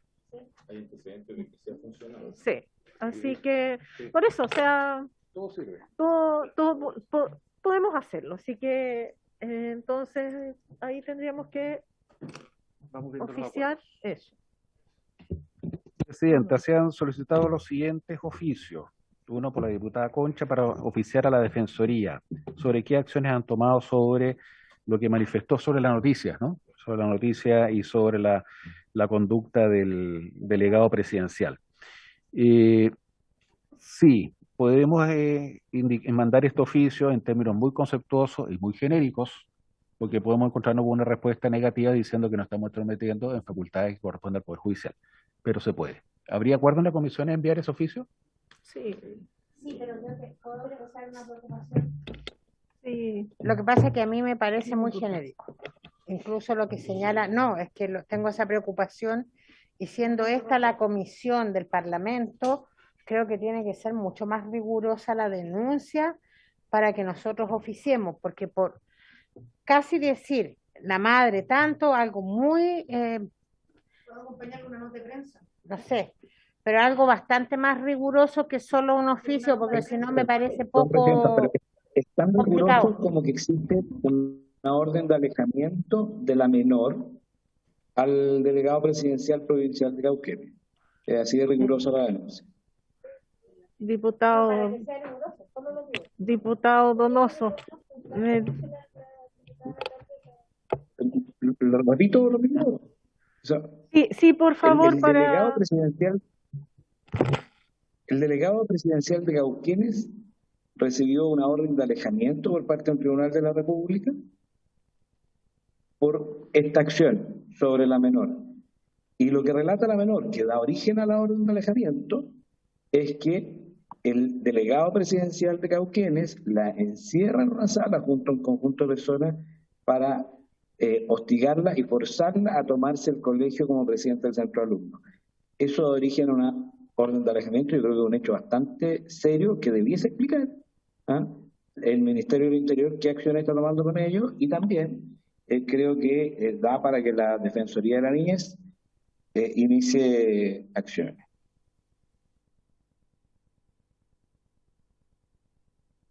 diputada Pizarro. Solo decir que a mí me parece que la determinación judicial es lo que debiésemos acompañar para este oficio, porque me parece que es algo que amerita una determinación de un poder del Estado. Salvaguardando lo que Gracias. dice el secretario, es un límite bien fino el que estamos haciendo. Exactamente, a modo de consulta puede ser, porque no podemos entrometernos también en las acciones de la defensora. Presidente, a la diputada Concha, ¿el oficio es a la Defensoría Penal o a la Defensoría de la Niñez? De la niñez. De la niñez.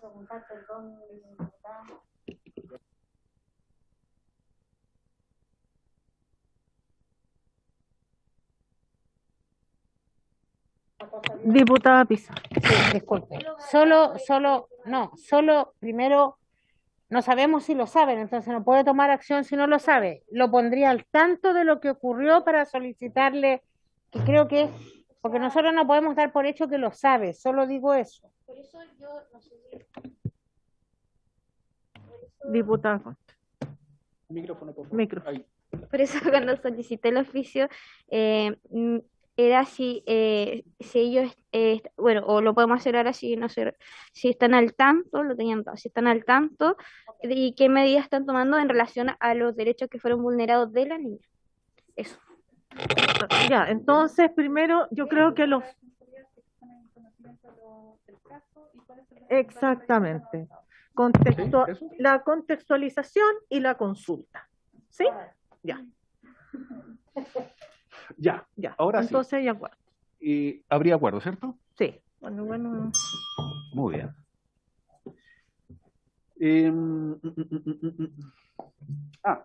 Diputado Teado, ¿tiene por ahí el boletín al que se refiere? Sayén, perdón.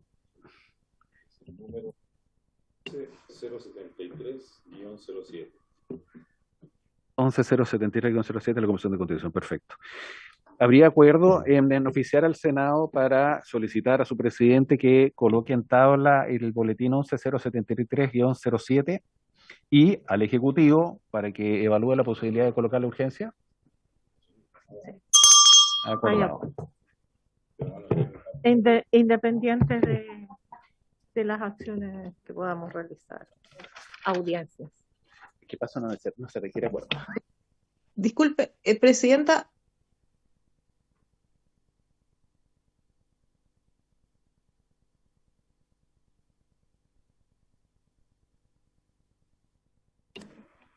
Ya, seguimos, Presidenta. El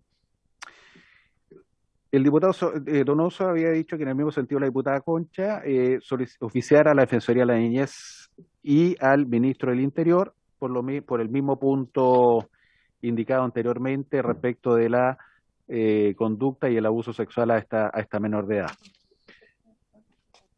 ¿Es abuso de poder? ¿Abuso de poder? Abuso de poder por el caso de la abuso sexual. Ah, perfecto. Ok, está bien. el delegado presidencial no abusó sexualmente de nadie, eso hay que dejarlo claro, ¿no? No, perfecto. Ahora sí ya está claro. Se le agregaría al oficio de la defensora de la niñez el oficio al ministro o ministra, en este caso del Interior. ¿Habría acuerdo en extender este mismo oficio a la ministra del Interior? ¿Sí? Es lo que estamos conversando delante. Acordado, muchas gracias. Y ya, eso corresponde a su facultad, presidenta, reactivar leyes sobre, lo reactivar leyes sobre estos problemas, ya lo expliqué, no habría más acuerdos, presidente. ¿Sí? Yo siempre me dejo para el final. Sí.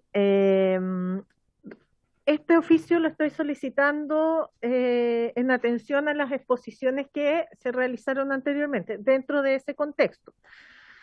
La propuesta es un oficio a la ministra de Justicia y también a Gendarmería de Chile, al director de Gendarmería de Chile, para que se informe a esta comisión respecto a los actuales protocolos para que los niños y niñas y adolescentes puedan mantener una relación con sus madres y padres o adultos significativos que se encuentren privados de libertad en las cárceles de Chile. Se lo envié a su WhatsApp el texto. Ya, mejor, ya sí yo se lo envío. Ya. Y también respecto de las visitas, que se nos informe cuáles son los protocolos de las cárceles para las visitas de los niños y niñas. ¿Cuál es el procedimiento y si son apropiados para los niños y niñas? Si existe capacitación del personal sobre las maneras adecuadas de responder a los niños y niñas visitantes. Si las familias tuvieran problemas durante las visitas, Gendarmería, ¿qué protocolos maneja? Y respecto a los niños y niñas menores de 2 años que viven con sus madres en las cárceles, ¿poseen algún diagnóstico de la cantidad e infraestructura? ¿Y cuál es el protocolo actual y qué se espera mejorar al respecto? El motivo de estos oficios, nosotros ya se nos adelantó que se hicieron una serie de recomendaciones por parte de la Defensoría de la Niñez, pero independiente de eso, sería bueno que nos expliquen en qué situación están. Porque de esa forma también ejercemos algún tipo de... Sí, ayudamos a la Defensoría. ¿Hay acuerdo respecto del...? ¿Sí? Acuerdo. Ya. Entonces, estaríamos ok. Habiéndose cumplido el objeto de la sesión, esta se levanta.